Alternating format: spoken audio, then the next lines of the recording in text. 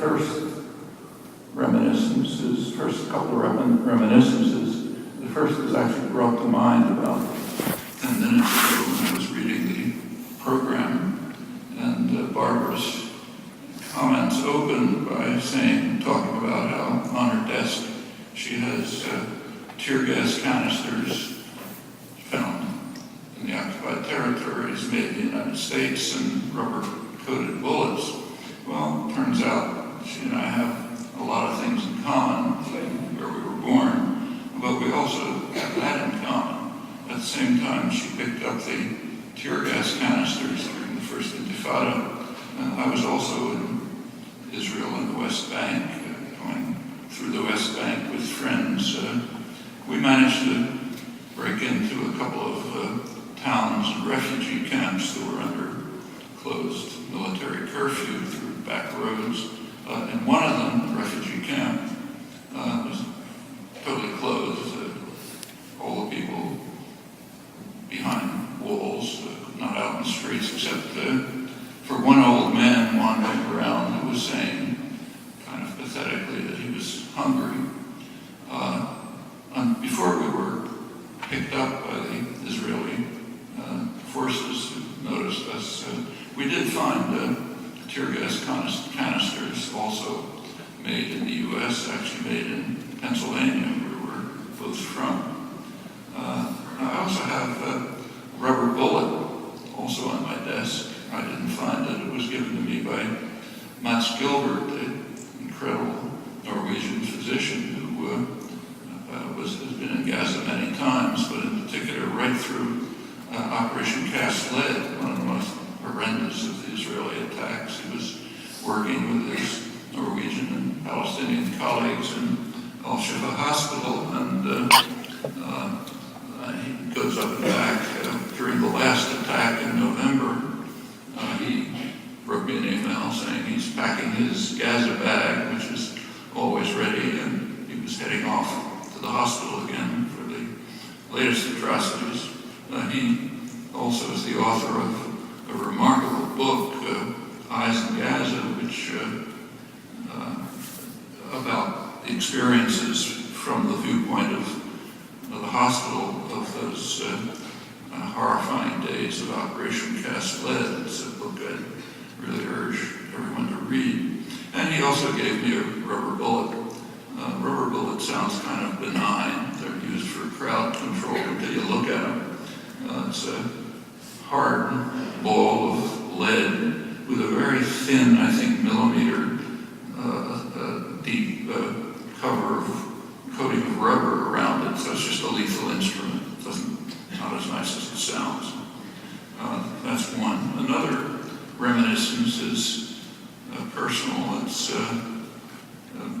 from 60 years ago, and my wife and I at that time were living for a time in a kibbutz in Israel, and we were spent some time hiking around the country. We were once hiking up in the northern Galilee, and it was early evening, and as we were walking, a Jeep drove by on a road a couple hundred yards behind us, and somebody got out and yelled at us that we should come back because we're in the wrong country. We had crossed into Lebanon. There was no marked border, so we came back, but it was a lesson, from a lesson that's stayed with me since, and should be in the background of our thoughts, I think, not just for the Middle East. There's no reason to worship or even accept the artificial borders that were imposed.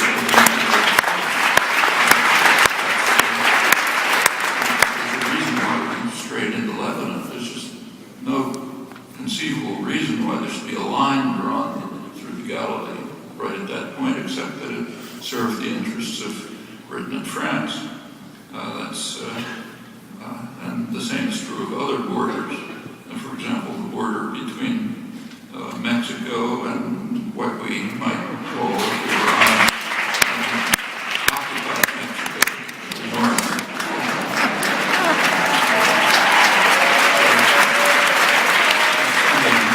Sending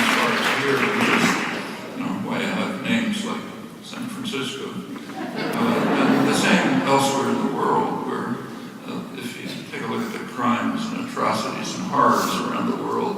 Overwhelmingly, they're the result of places where the imperial powers drew borders for their own interests, irrelevant to the people who live there. That's all over.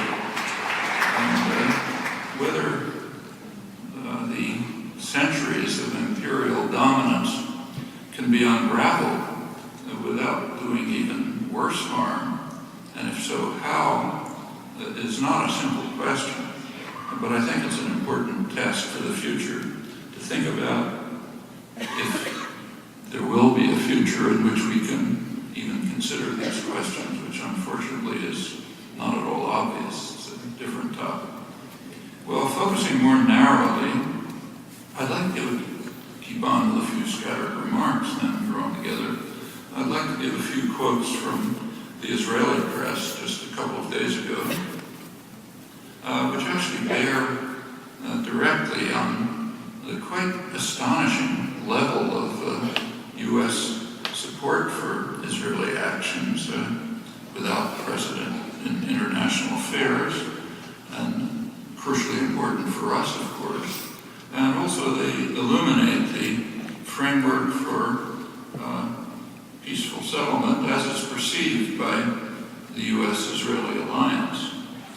One news item, which was headlined in all the major Israeli newspapers, reported that Warren Buffett, the famous Wizard of Omaha, completed a $2 billion buyout of an Israeli tool-making firm. And the reports featured his comment that Israel is the most promising country in the world for investors outside the United States, worth keeping in mind. I'll come back to it. Another item reported the same day, reported a speech by Prime Minister Benjamin Netanyahu, in which he reiterates Israel's long-standing position on the problem posed by Palestinians to, first of all, to maintaining what's called a democratic Jewish state, and also on Palestinian unwillingness to accept peaceful settlement.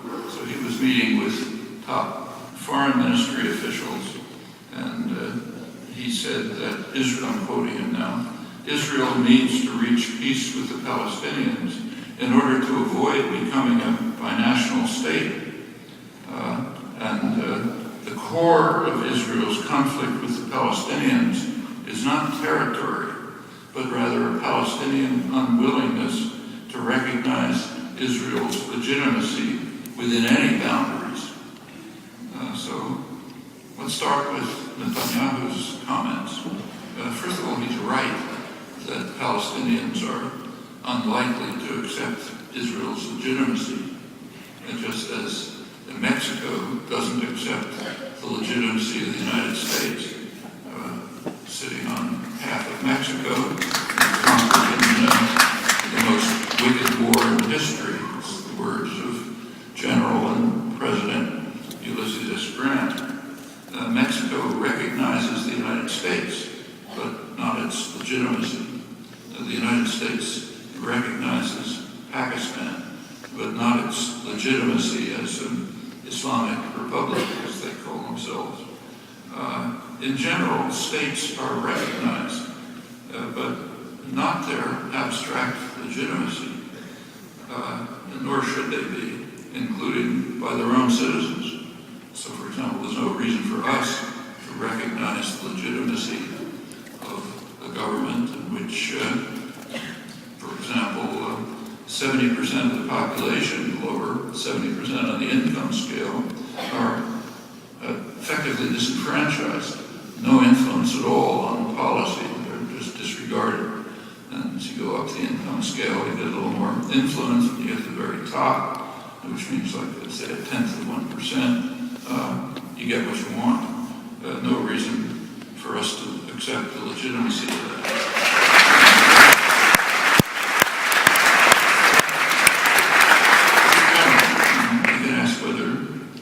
States have any legitimacy altogether? That's another question. Well, in this case, Palestine has long agreed to recognize But there isn't any reason for Palestinians to accept the legitimacy of their expulsion from their homes, or to accept the legitimacy of the basic law of Israel, amounts to its constitution, which identifies it, I'll quote the words, as the sovereign state of the Jewish people, but not its citizens. So say my sovereign state, but not that of 20% non-Jewish citizens. This demand for legitimacy, sometimes called right to exist, is quite interesting if you look at its history. Beyond just recognition, as is standard in the international arena.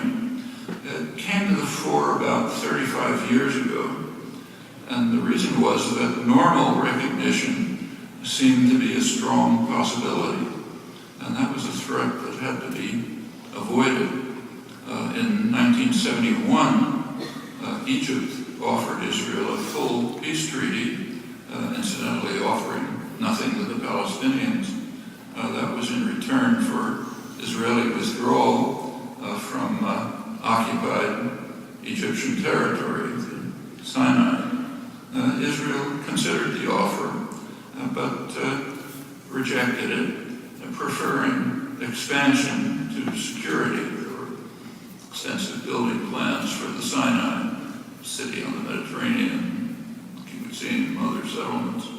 I think myself that that's the most fateful decision in Israel's history, and it persists. And it was adopted with the decisive support of Henry Kissinger, whose baleful influence extends quite far.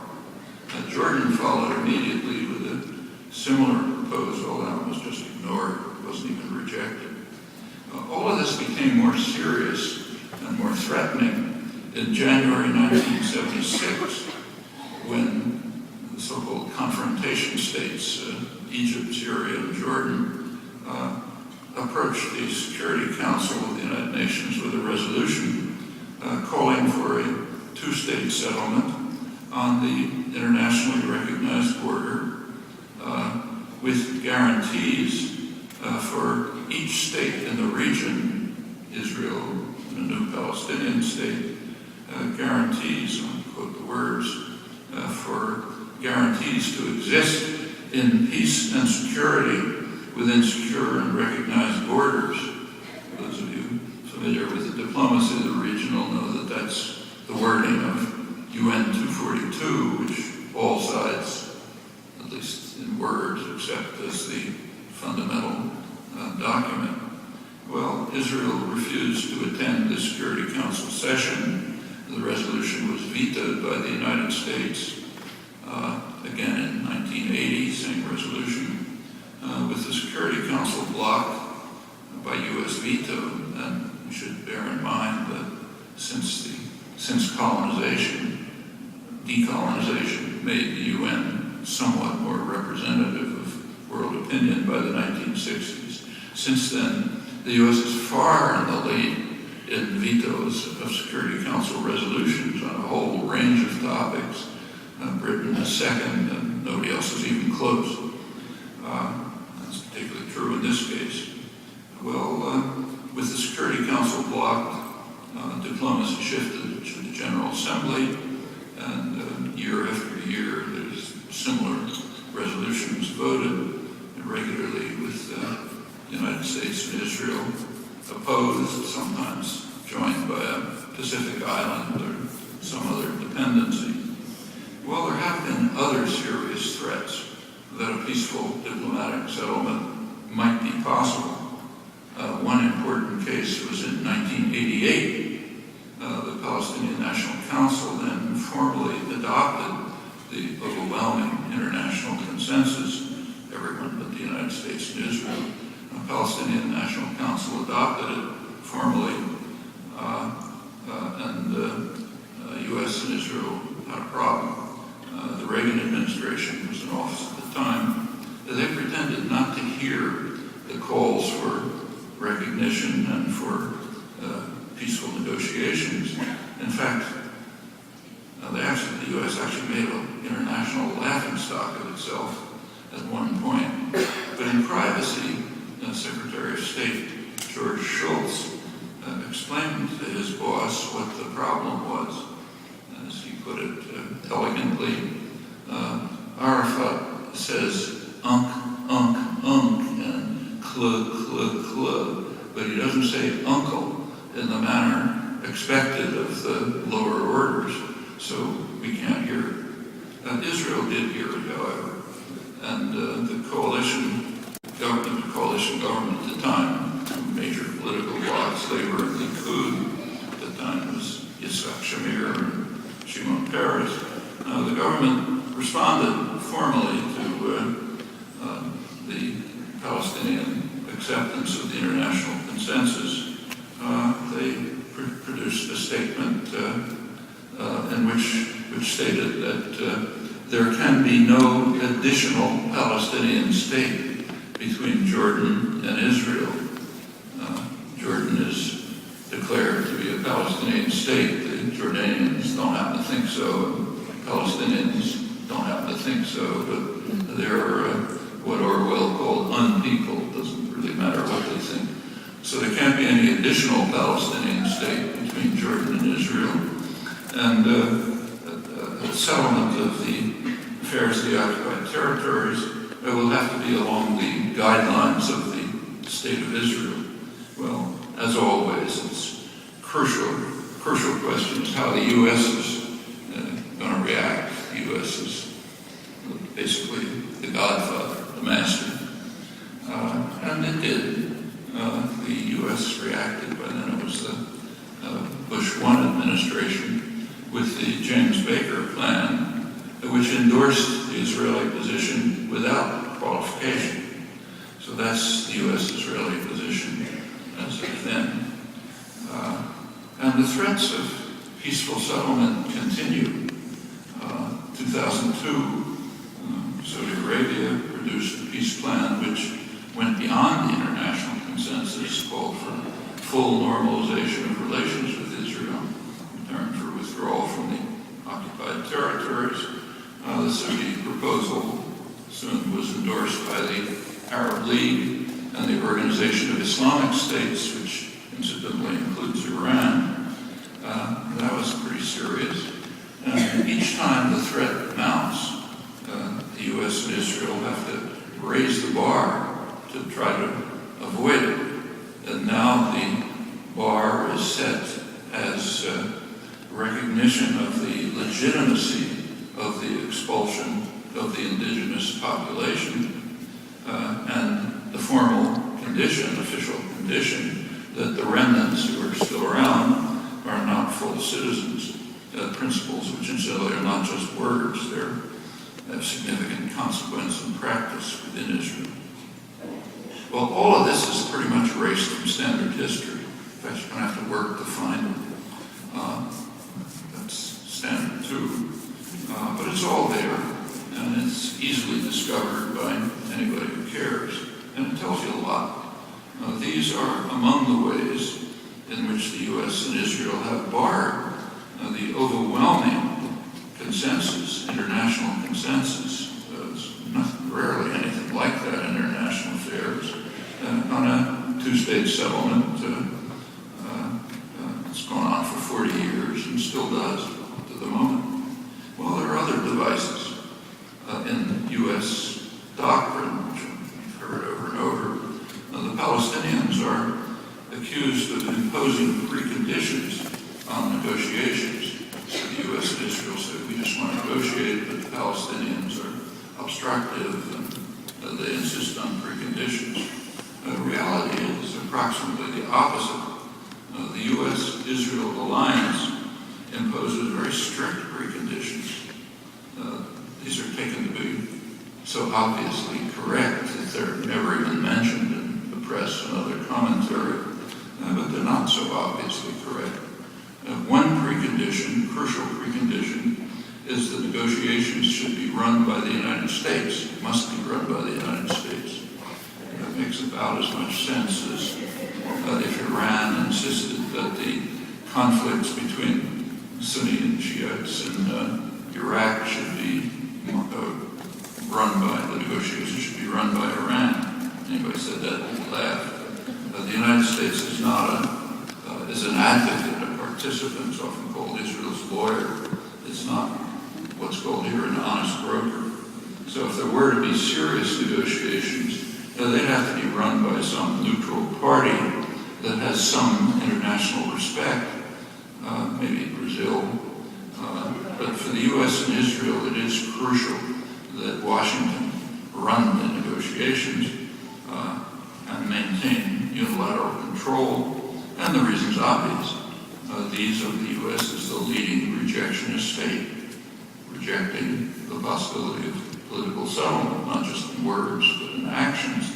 So, of course, it has to run the negotiations. Well, the second precondition that the U.S. and Israel insist on is that during the period of negotiations, the expansion of settlements must continue unimpeded. And maybe a couple of taps on the wrist, for Israel by Obama, but meanwhile the wink saying, we don't really need it, do whatever you like. And Israel must be able to continue its takeover of whatever it wants in the West Bank, as well as the annexation of the Syrian Golan Heights, explicit violation of Security Council resolution, and of course the harsh siege of Gaza. All that has to continue unimpeded. Second precondition for negotiations. Now, there is some talk here about expansion of the settlements, but that's kind of misleading. The expansion is kind of a secondary question. It's the settlements themselves that are illegal. They're in violation of core principles of international law and also of direct orders of the monitors of international law. Series of Security Council resolutions has declared them illegal. The International Court of the World Court, International Court of Justice said the same, actually with the concordance of the U.S. Justice. There is a New York Times version of this difficult fact. You can read it in the Times this morning. What they say typically is that most countries regard the settlements as illegal. That's a polite way of saying that everyone regards them as illegal, except for the United States and Israel. And the same is true of the institutions, international institutions that determine legality, Security Council, World Court. And in fact, even Israel recognizes them to be illegal. In fact, in 1967, when the settlement program, the occupied territory, started, Israel's highest legal authorities informed the government that any settlement in the territories that were occupied would be in violation of fundamental international law. And the same was recognized by the defense minister, Moshe Dayan, who was also in charge of the territories. He agreed. He said, yes, of course they're illegal, but states violate international law, and so we'll do it too. That's especially true of what are called rogue states, who resort to violence and other illegal actions as they choose, as long as their citizens allow them to, which is a comment for us. It's a crucial lesson for us as citizens of the world's leading rogue state and the guardian of another one.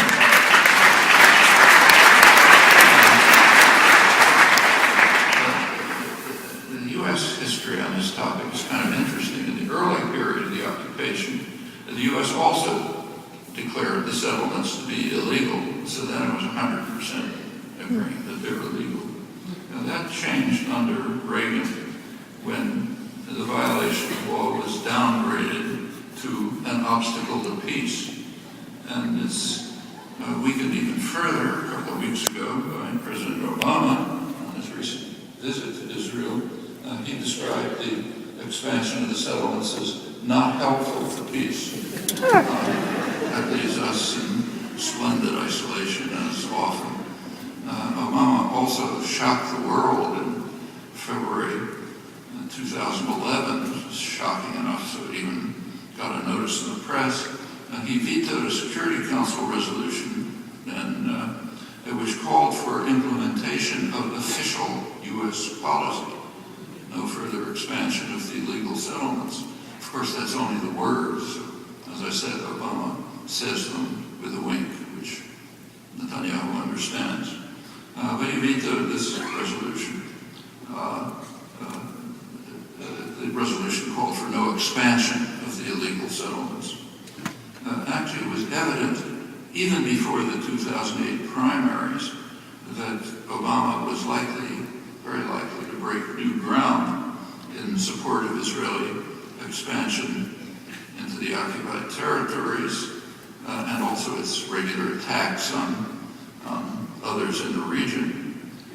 Occupied territories are now called here the disputed territories. Israel and the United States have changed that terminology too. Everywhere else they're the occupied territories. There's no dispute other than U.S. and Israeli rejection. I'm not saying this in retrospect. I wrote about it at the time, just looking at Obama's webpage, which he was advertising himself, which made it pretty obvious. And those expectations have been amply fulfilled, although they're kind of clouded by what's called his soaring rhetoric, which is supposed to tell us we should ignore what he's actually doing and saying. Well, let's turn to the other part of Netanyahu's statement, quoting it, Israel needs to reach peace with the Palestinians to avoid becoming a binational state. Now, that's an important comment. What he's saying is that the choices are either a two-state settlement in some form, or else Israel will rule over the whole of the former Palestine. It's called Cisjordan, Jordan to the sea, the Jordan to the sea. And that'll mean that there'll soon be a non-Jewish majority. That's the so-called demographic problem. Too many Palestinians in a democratic Jewish state. Actually, Netanyahu's formulation is standard among the Palestinians as well, including those who call for abandoning what they regard as the failed two-state option and turning to a civil rights anti-apartheid struggle and the one state that Israel will take over. It's also standard in international commentary, including the solidarity movements. The options are presented as either two states or one state in Cisjordan, followed by a civil rights struggle. That formulation is more than standard. It's ubiquitous, it's unchallenged, and it's also flatly false, crucially false, in fact, obviously so, which raises some questions about why Palestinians, at least, don't seem to perceive it. There are two options. There are two actual options. One of them is the international consensus on a two-state settlement. The other option is that with U.S. backing, Israel will continue with the policies that it's pursuing right now, with U.S. direct support and protection. And those policies are not at all obscure. They're right in front of our eyes. One policy is to separate the West Bank from Gaza. That policy was initiated about the same time as the Oslo Agreement 20 years ago, which explicitly states that they're a territorial unity and cannot be separated. At that point, the U.S. and Israel moved decisively to separate them. And there's good reason for that. Gaza, of course, will be kept under a brutal siege. There's a good reason for that. It means that any form of autonomy that's, however limited, that's ever reached in the West Bank will have no access to the outside world. That would have to be through Gaza, except through Jordan. And that contingency is being taken care of by blocking access to Jordan.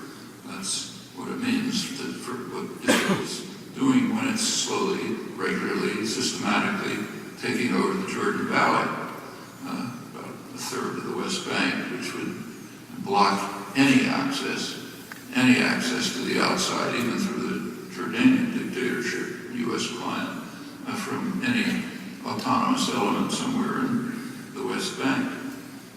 That's quite important. This technique for removing the Palestinians, standard technique, declare military zones.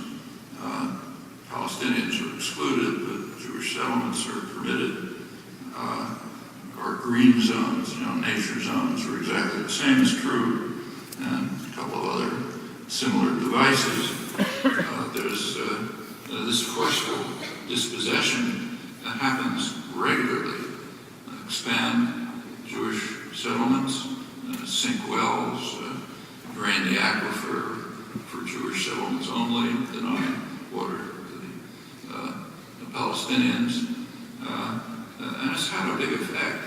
In 1967, there were 300,000 Palestinians in the Jordan Valley. Now it's down to 60,000 by these measures, which incidentally go back 100 years. That's exactly what was going on all through Cisjordan, ever since the beginning of the Zionist settlement. It has to be done quietly, kind of below the radar. The phrase for that, too, the phrase is you've got to make sure that the Goyim don't understand, or at least pretend that they don't understand, so it doesn't become a big incident. You can read it regularly in the Israeli press and occasionally here. The third policy is a direct takeover of what's left of the West Bank, a large part of it, and probably 40 or 50%. These are plans, explicit plans that go back to 1967. They kind of escalated under Likud, but also followed by the Labor Coalition, the other major political force, often with the initiative of Shimon Peres, who's regarded as a dove, Nobel laureate and so on, but actually one of the most aggressive expansionists. Plenty of evidence on this if you wanted Israeli and other scholarship. What they're taking over, this roughly maybe 40%, will include first everything that's within the so-called separation wall that snakes through the West Bank. That's an important area. It's arable land, includes control of the crucial West Bank aquifer. Water's a serious issue there. Also includes the pleasant suburbs of Jerusalem and Tel Aviv, up in the hills. Includes Greater Jerusalem, which is far larger than Jerusalem ever was historically. It's vastly expanded.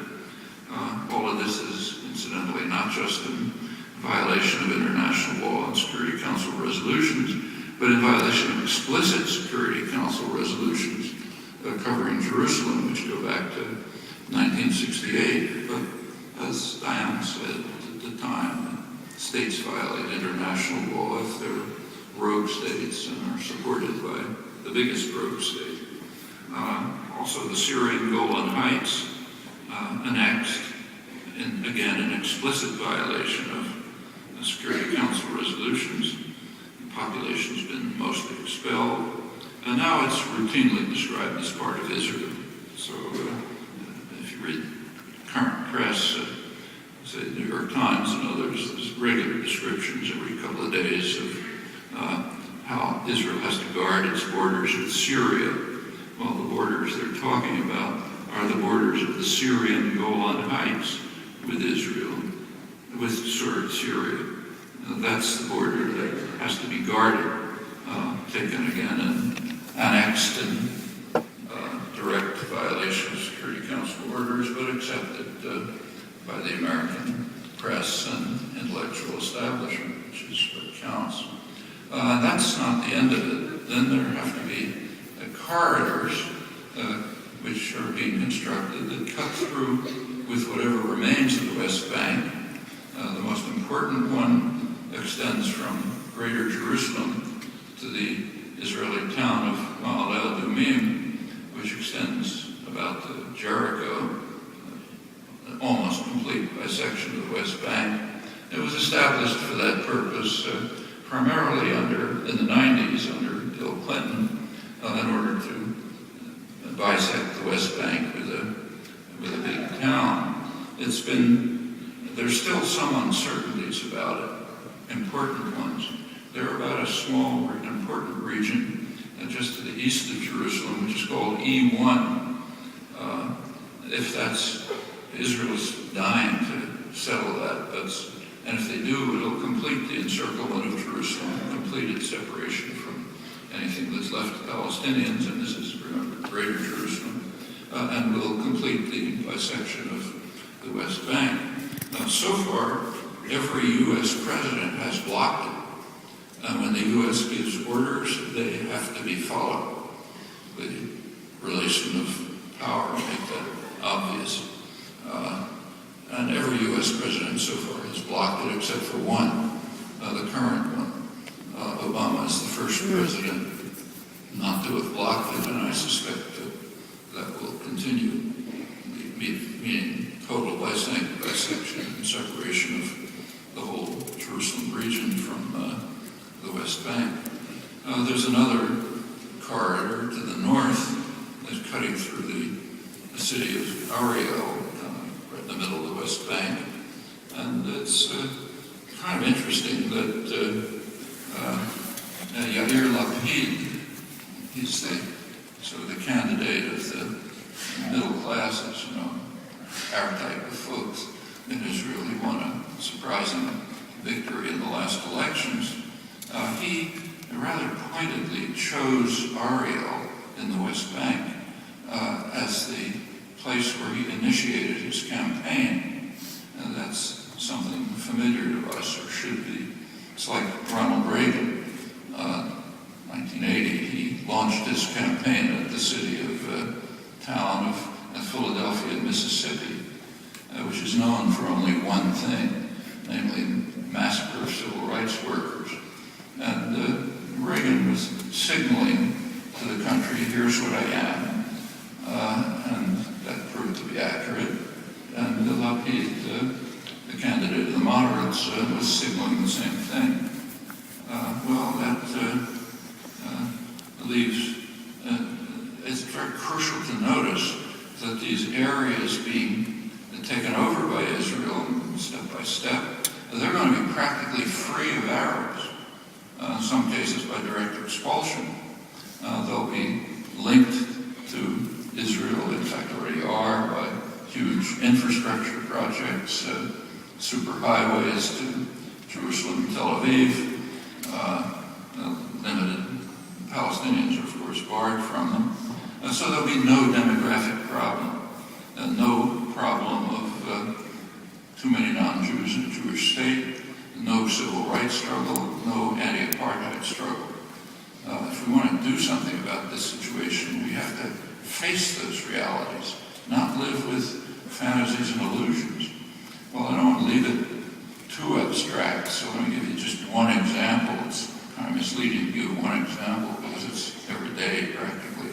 This one's interesting because it comes from just a couple of days ago, May 4th, from the London Economist. It's hardly a radical rag. The title of the article is called Squeeze Them Out, and I'd urge you to read it. It starts, this was just another day for the Israeli army in the West Bank, and describes what happened. Military jeeps surrounded Palestinian town near Hebron, herded the people and the flocks of the shepherds away. This is an area which a nearby Jewish settlement had been planning to take over. It was declared a military zone. The Israeli military officer informed the people there he had just received the warrant declaring it a military zone, and he said, off you go. Gave him a couple hours.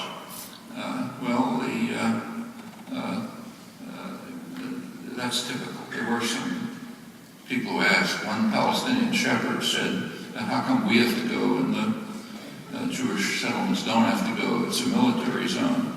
And the officer in command said, you have a minute to move or I'll arrest you. Takes care of that.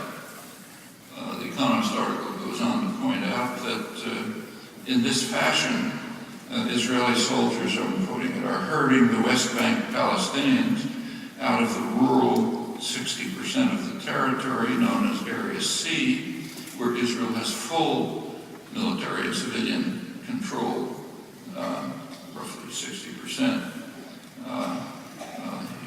The article points out that there's a barrage of reports by the United Nations, the European Union, various charities, warning about what's happening, but you'll notice they don't mention warnings from the United States. None. It's because we not only approve of what's happening, but we directly support it. Another thing for us to pay attention to our shame.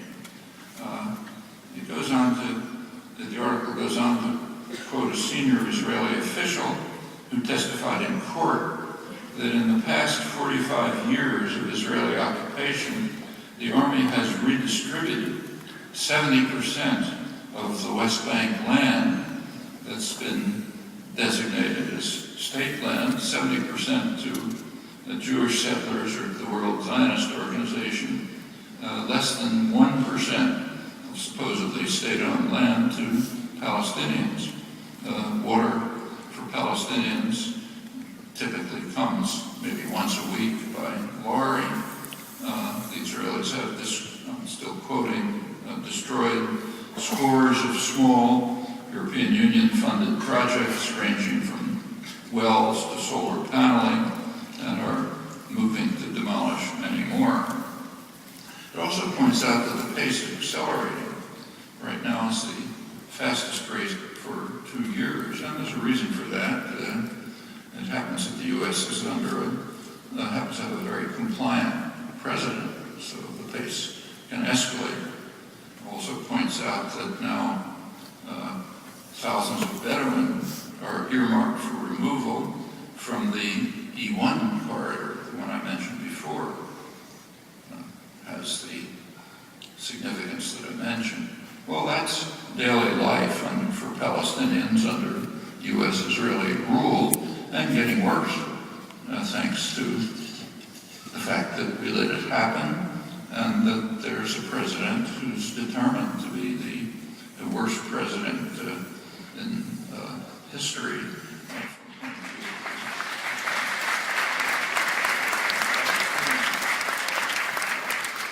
Well, in the real world, that's the alternative to his two-state settlement. And it's being implemented before our eyes, while U.S.-Israeli rejectionism continues to bar the essentially universal international consensus. And meanwhile, the elite culture here laments the failure of forthcoming U.S. efforts, the honest broker to settle what's called the intractable Israel-Palestine conflict. Actually, of all the conflicts in the world, this is one of the easiest to settle. Very straightforward. Just withdraw U.S. support.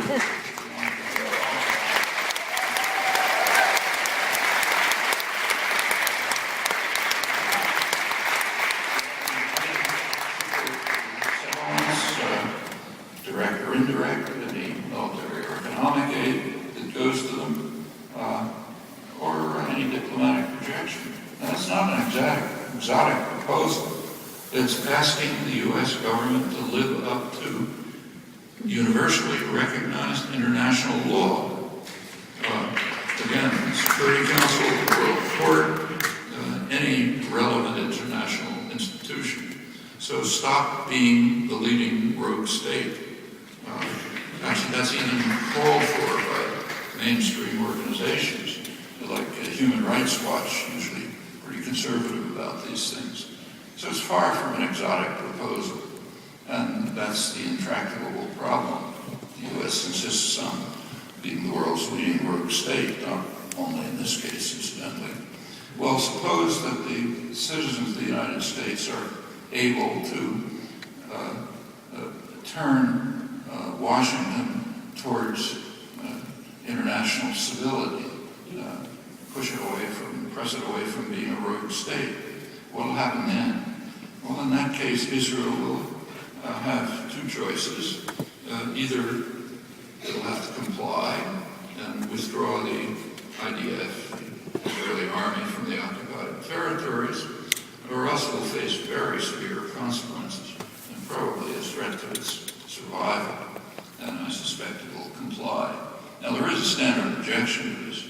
The standard objection, if it's ever raised, standard objection is that it's impossible to evacuate the illegal settlements in Jerusalem and the rest of the West Bank because they're too well established. But it's unnecessary to evacuate them.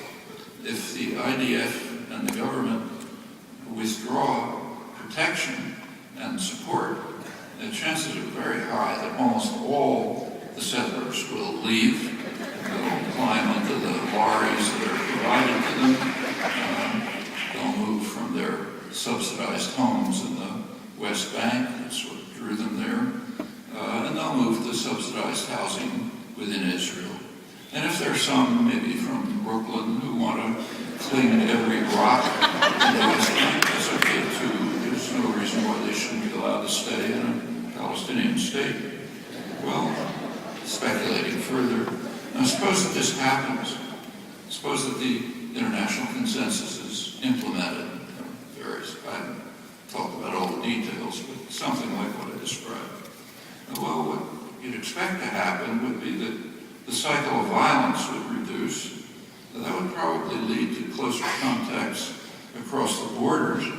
The border is even more artificial than most borders in the world, which is saying a lot. Anybody who knows anything about Cisjordan should be aware of this. There's no way to draw a central border through it. That should lead to contacts, commercial, cultural contacts. That's in fact happened regularly whenever tensions have relapsed in the past. That could lead to closer political integration, as indeed is happening in much of the world, and not painlessly. Nothing's painless, but it might have consequences that would improve human lives, as is happening elsewhere. Well, that could lead to closer integration, perhaps a binational state in some form. These are ideas that in their very recent reincarnation are called a one-state settlement, a highly misleading term. The traditional one is much more appropriate. There's no way to overlook the fact that there's two distinct entities that claim national identity, two different languages, two different cultures. That was understood in the traditional hopes for binationalism. And I should add that these were once a pretty substantial part of the Zionist movement. Around the time that Barbara was born, in fact, including a major component of the highly influential kibbutz movement in Israel. And speaking personally, I was a Zionist youth activist at the time. Zionist youth activist, strongly opposed to a Jewish state in favor of binational accommodation based on working class cooperation, not unreasonable at the time. In fact, the concept of a Jewish state was never even formally recognized by the Zionist movement until 1942 in meetings in New York.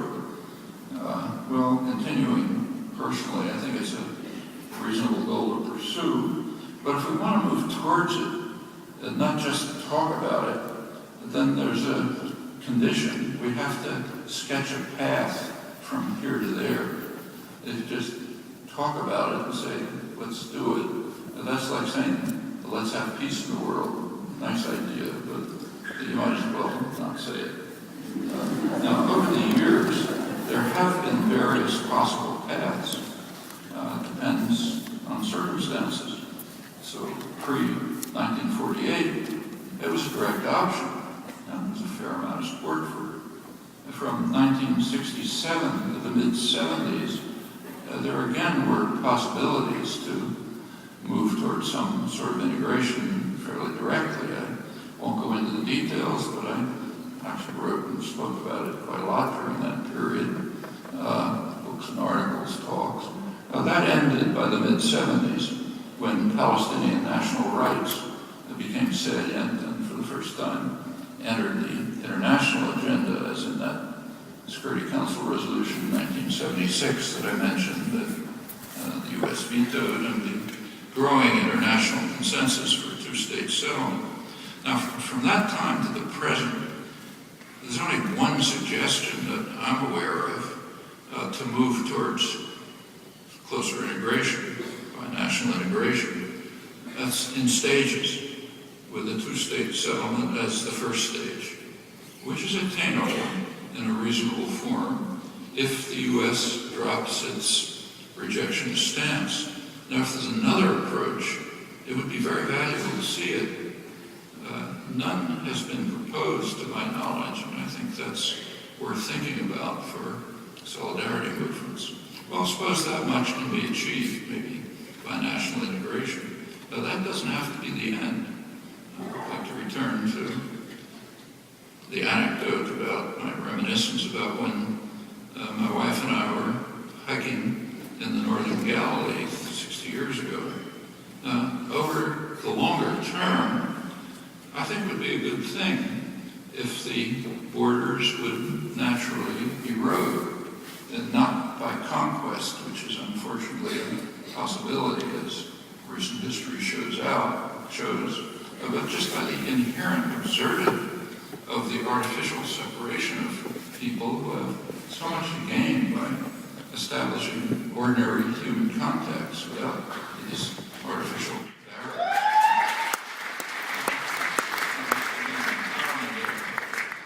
Here too, it's happened before, and it's particularly fitting in the domains of the former Ottoman Empire, the Levant. Nobody wants the Ottoman Empire back with all its corruption and violence, but it had some good elements which are worth thinking about.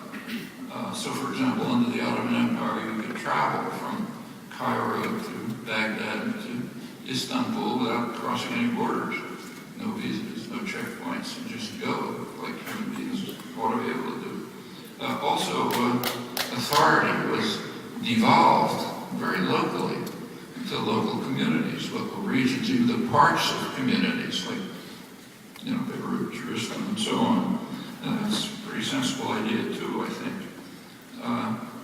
What about, in fact, if you turn to the Arab Spring, or a lot of Arab activists now beginning to call the Arab Fall, it's kind of a work in progress. We don't know where it's going to go. But one element that's apparent right now is fragmentation of the rigid borders that are a residue of imperial conquest.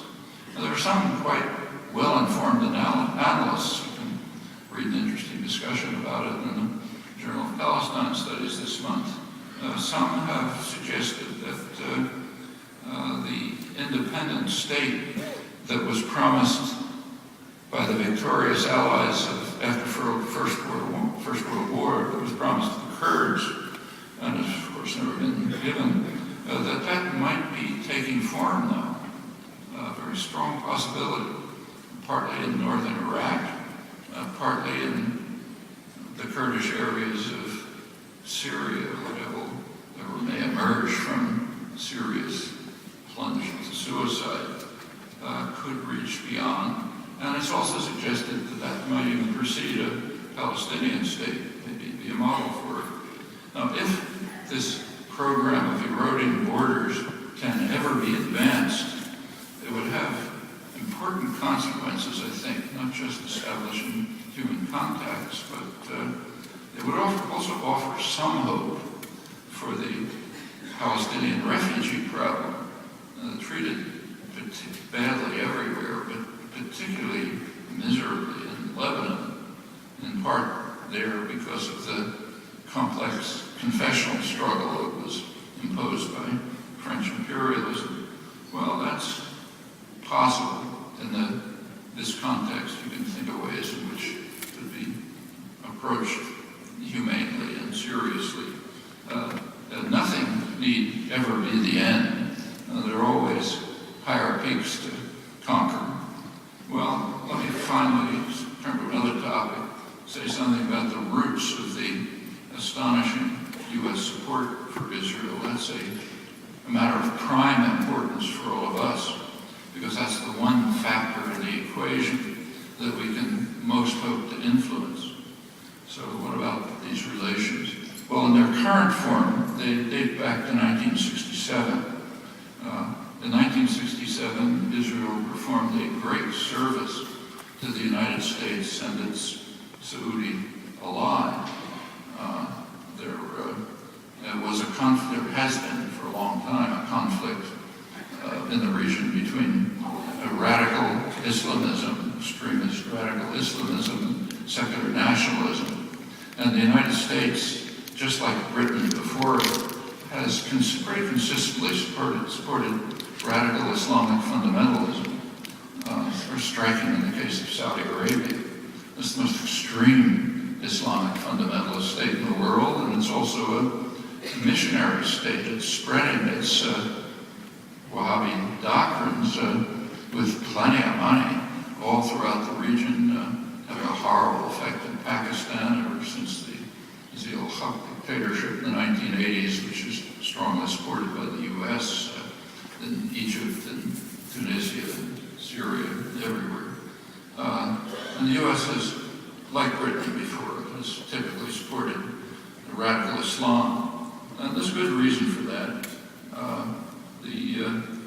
Secular nationalism is dangerous. One danger is it might lead to democracy, and that's very threatening. If you look at attitudes of the people in the region, it's not a joke. The other is that secular nationalism always threatens to take over the resources of the region, which is the only thing the West cares about, take them over and use them for the benefit of the domestic population, not for the benefit of the West, big oil companies, a small group of dictators who run the places for us. Well, this was very significant in 1967. There was actually a war going on between Saudi Arabia, the center of radical Islam, and Nasser's Egypt, the center of secular nationalism. And the U.S. and England or France were bitterly opposed to Nasser. He was condemned as another Hitler or all sorts of stuff. But mainly because of what I said, his threat to use the resources of the region for domestic purposes. Well, Israel solved that problem. Smashed secular nationalism, supported radical Islam. It solved the conflict between Nasser and Saudi Arabia. There wasn't actually a war going on in Yemen. And that was a tremendous gift for the United States and Saudi Arabia and Western allies. And that's when the current relationships were established, pretty much in their present form. And it's continued like that. A couple of years later, in 1970, there was, what you may recall, Black September. Jordanian forces that were slaughtering Palestinians in Jordan.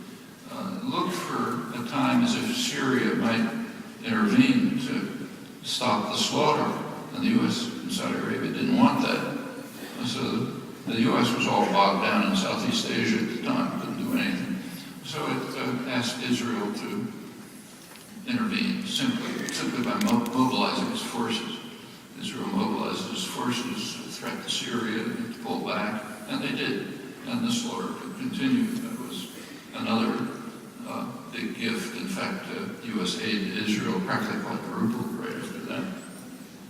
At that time, there was a doctrine being established. It's called the Nixon Doctrine. The Nixon Doctrine, as it was described by the Nixon administration, was that the region should be controlled by what they called local cops on the beat, with police headquarters in Washington, of course, and kind of a branch office in London. The local cops on the beat are the ones who will keep the populations of the region under control in the interests of the rulers, our clients, dictators. And it's best if they're non-Arab. They do a better job in killing Arabs. So they're what Ben Gurion once called the periphery pact. Turkey, Iran was then under the Shah. Turkey, Iran, Pakistan provided a Sunni royal guard, and now Israel could join in. It had already had close relations with Turkey since 1958. So now you had this group of local gendarmes, cops on the beat, and that was a natural role for Israel to play. With the fall of the Shah in 1979, Israel's role became even more important. There was a very close alliance, Israel and Iran under the Shah, and in fact support increased. By that time, Israel was also performing important secondary services to the United States. So, for example, in Central America, where the U.S. was supporting horrifying atrocities, Congress was beginning to put some limits on them. So Congress barred the Reagan administration from direct participation in the awful massacres going on in Guatemala. But Israel could help out. They could move in, so could others, like Taiwan. The U.S. has a kind of international terrorist organization that it runs. And that was of some significance. Some of you may notice that there's a trial going on in Guatemala right now of the Rios-Montt, the general who was responsible for the worst atrocities. Something is missing from this. What is missing is that Reagan strongly supported him, and one of the means was Israel's secondary services. Another thing that's missing, which you can read in the press, which you have to fill in some details, is that there's a flow of Guatemalan refugees from the regions that were under the most severe attack, right to this moment. And we got a big refugee problem. All these immigrants are coming in, and people who'd rather be back home, but we've made it impossible for them to be at home by backing virtual genocide in the Mayan Highlands. So that's really what I want to say about that. I won't go into it. There are ways to deal with this immigration problem, like reparations, not aid, but reparations to overcome what we've destroyed and let them go home where they want. There are very close intelligence connections between Israel and the United States, very valuable to Washington. Also, direct military connections. One of the WikiLeaks exposures, which is quite interesting, was of places in the world that are of extremely unusually high strategic importance for the United States and have to be protected no matter what. But one of them is right outside Haifa. The Rafael military industries, one of Israel's most advanced military industries, which has developed drones, among other things. And that's very high. Basically, we've got to protect that for our own interests. In fact, the linkage is so close that Rafael actually moved its management to Washington so it'd be closer to the money and the policy making. Basically an offshoot of the United States. The U.S. military industry is strongly and very much involved in supporting military aid to Israel. And it's a real shot in the arm for them, not just narrowly. So if the U.S. offers advanced jets, F-35 jets or whatever, to Israel, pays for them, of course that's a big gift to Lockheed Martin. Okay, too much talk.